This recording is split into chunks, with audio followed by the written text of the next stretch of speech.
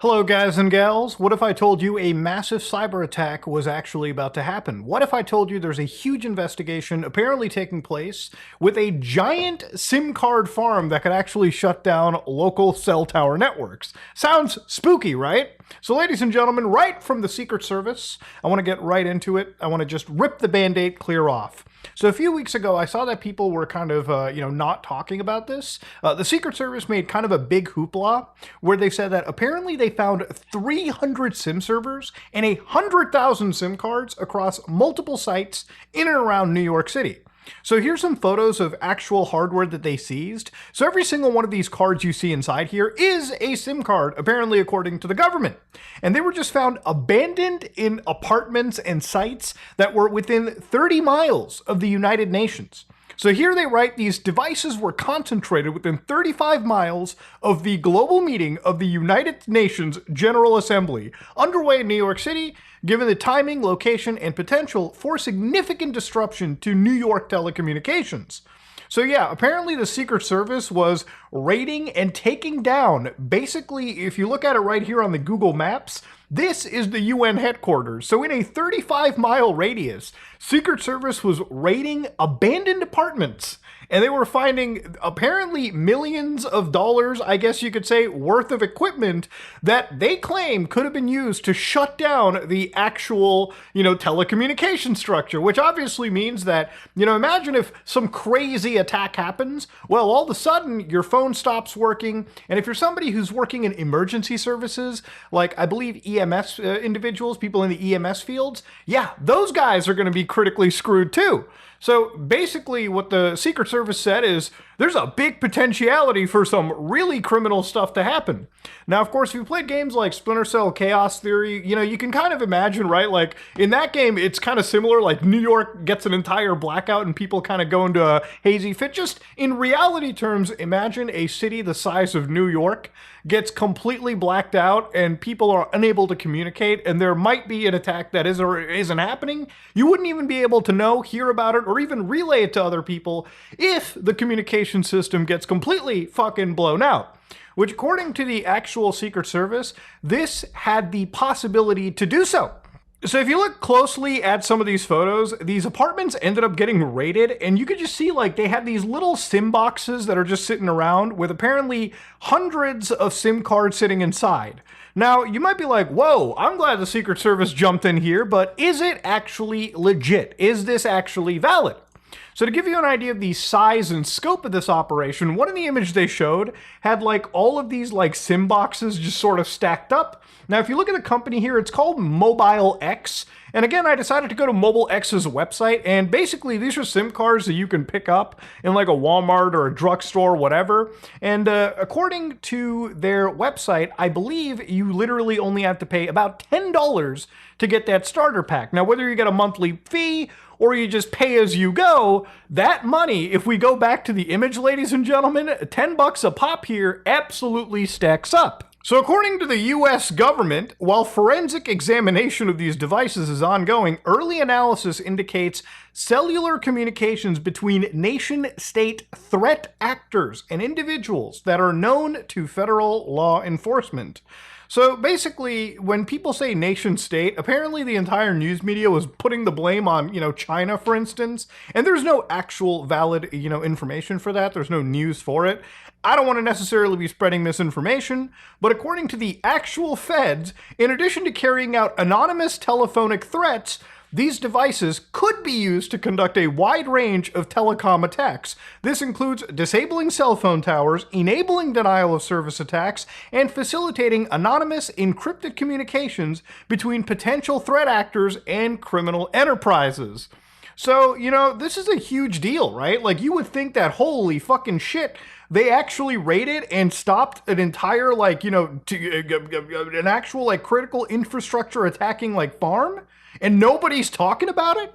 Well, actually, this had me wanting to dig a little bit deeper into the story and understand what the reality of this situation truly is. So obviously, ladies and gentlemen, for anybody that doesn't know what a SIM card is a little chip that you put in your cell phone, all right? Chances are, if you have a cell phone, you probably also have a SIM card inside a certain slot on your phone. Now, a SIM card is also known as a subscriber identity module. It's basically a circuit.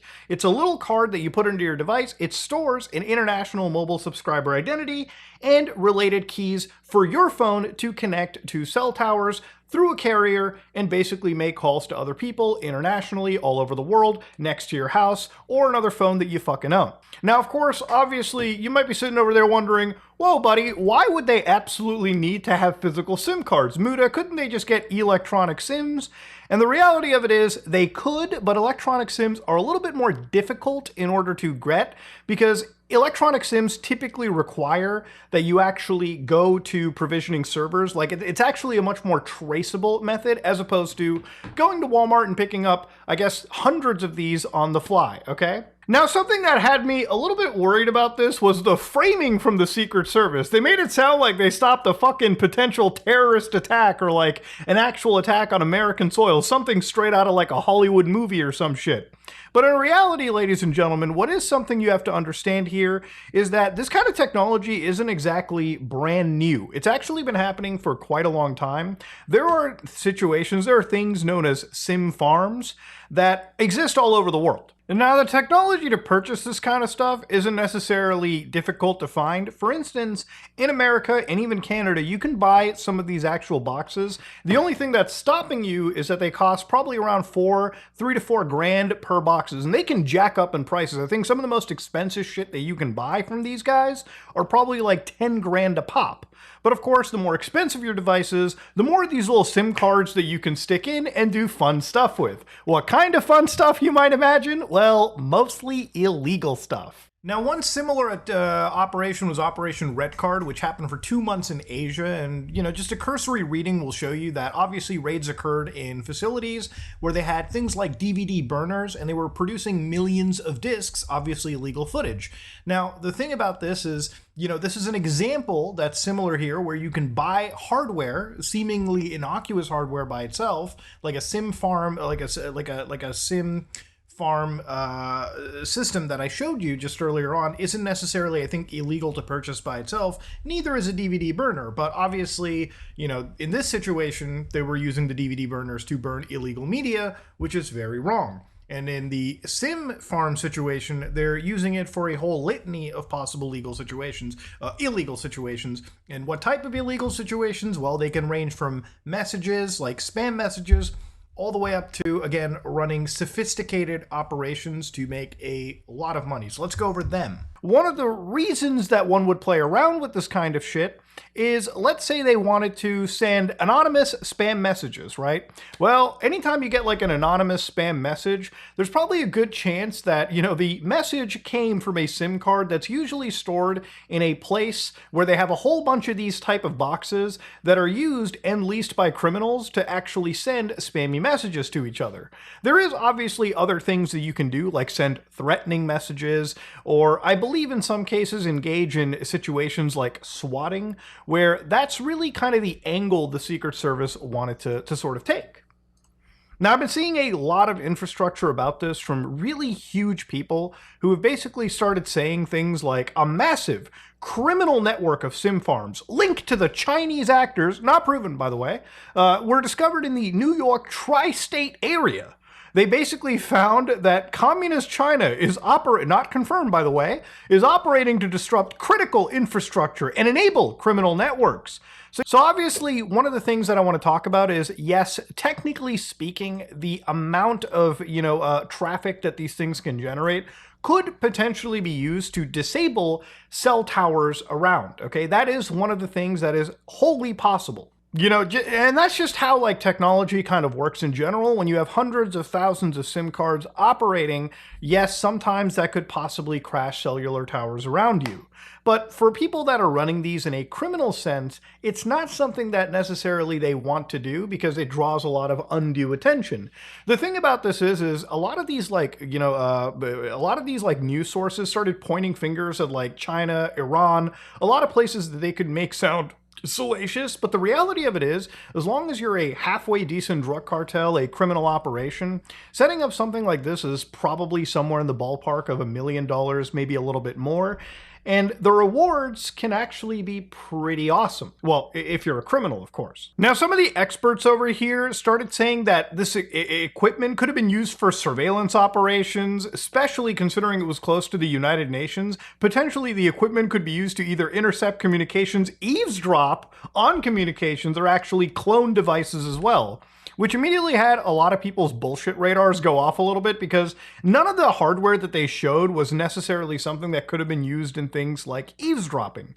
Actually, if you want to look at a more realistic scenario for this, a sim farm, from what I understand, I think most cases they're actually illegal just because of the high amounts of illegal activity that occurs through it.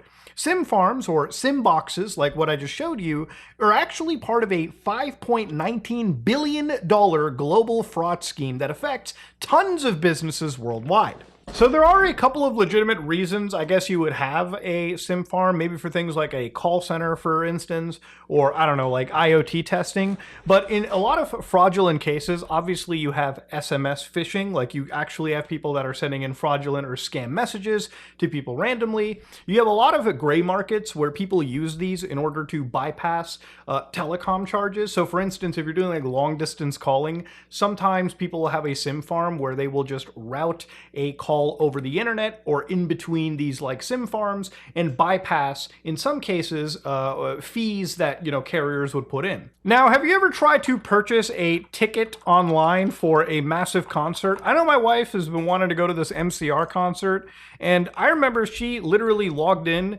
to the Ticketmaster website immediately as soon as they started like launching their new show, their new like tour.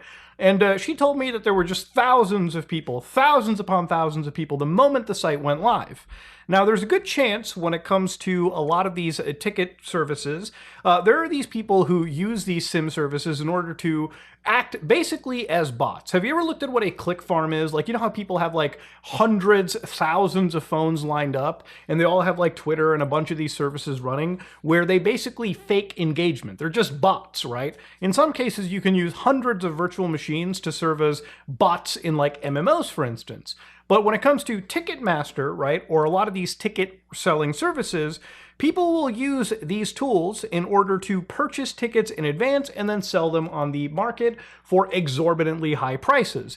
Ticketmaster clearly doesn't give a fuck about this, and obviously if you're an enterprising criminal that can maybe think outside the box compared to your contemporaries, you may think that a sim farm probably is a pretty good investment. Hell, if you have the fucking money to buy a sim farm, you can even lease out portions of your farm to criminals so they can use your farm to send spam and scams all over. And then, of course, you being the owner of the sim farm, take a little bit of money off the top and pay for your services. And from my research, it costs, I think, somewhere around $10 to $15 million annually to run some of these things when they get to that enterprise stage, as the Secret Service had rated. Now, the thing is, obviously, look, I'm not here to shit on the Secret Service. I like to think that when it comes to the federal government, they'll basically come up with any story if it means not revealing anything about those Epstein files, which none of us should ever forget about. But 100,000 SIM cards basically being used to cripple the New York infrastructure is actually laughable, considering that New York probably has at least 10 times of that traffic in a normal amount. The other thing that the Secret Service really doesn't focus on are those fraud cases that I just talked about. You know, abusing sites like Ticketmaster, sending people scam messages. You know, this isn't just China that has to fucking do this. Any halfway decent criminal operation, even a homegrown operation in New York, could have achieved something like this, and they're probably using it not for cyber warfare, but probably for just making money, right? Just to make an extra buck here and there. Criminals will do anything. You will never understand how far some people will go to when it comes to, you know, making money in the most illegal fashions. The other thing that I always kind of like was laughing at with the story too, when it came to the Secret Service, was when they had experts starting to talk about shit like espionage or surveillance. You're talking about a world where the US government is buying malware to silently zero-day hack into people, right? You're thinking that the only countries in the world that are buying that shit are the US. Dog, if anybody wanted to spy on anyone, they would just use malware that they could purchase from a lot of these firms that are operating out of Israel and use it against their targets anyways. They don't need to go through an incredibly expensive vector like this to spy on individuals. And imagining if they wanted to shut down critical infrastructure, you know, they have cyber warfare divisions entirely dedicated to this. I really don't think that even the scale that they had rated was going to really do a whole heck of a lot. It's really just, I feel personally, it's just the Secret Service saying shit in order to maybe get a bit of extra funding or maybe to show their importance in the grand scheme of things, right? Like, that's really where my mind is going in all of this. But obviously, look, when it came to their, you know, capabilities, it's not obviously unknown for, you know, this kind of stuff to happen. So sending anonymous encrypted messages is totally possible, right? You know, in a lot of cases, if you were to attack using something like this, there are ways where you can spread some serious psychological warfare through encrypted messages. You might even be able to fake emergency messages through situations like this. Obviously, overwhelming and disabling every cell tower in New York City, I don't know how that is necessarily going to be possible. I mean, I would imagine you would need significantly more SIM cards than that. Maybe there are that exist. Maybe there were more sites that they had them set up in such a strategic situation that ultimately, if the goal was to overwhelm New York City and shut down communications, they probably could have, right? They could jam 911 calls, facilitate anonymous encrypted communications, or something that could have happened and probably do just happen without even needing SIM cards anyways, through, again, communication protocols like Signal or Telegram or any of these like end-to-end encryption services. So yeah, ultimately the story isn't exactly making all that sense. And the more I looked into this story, the more it became apparent that maybe it's not a cyber attack, maybe it's not something so sinister, and it's probably just the Secret Service raided an empty apartment that apparently just had a criminal SIM farm set up. Ultimately, at the end of the day, a question I have to ask is, who the fuck is paying the power bill in this apartment, and how far are we going to go in order to trace that? And either it leads to a criminal entity, and if it stops at some shell company that belongs to the Russian Federation or the Chinese or the Iranians or whatever, maybe that's a whole different fucking story right there. But yeah, I really feel like what was provided was something far bigger than what was told. And since it happened, like, again, everything has sort of just been happening on a day-to-day basis. There's just so much going on that trying to discuss this kind of stuff is actually overwhelming. But ultimately, I'm going to probably lean on the fact that this wasn't a massive cyber attack and the Secret Service are trying to make a mountain out of a molehill. But, you know, maybe I'm wrong. I don't know. I could be. You know, at the end of the day, I ain't the Secret Service. But from what I've seen and from what every other expert, you know, especially experts in the telecom field have seen, this is just another example of criminals who are trying to make a little bit of money. They're just criminals trying to make their fucking nut. As simple as that.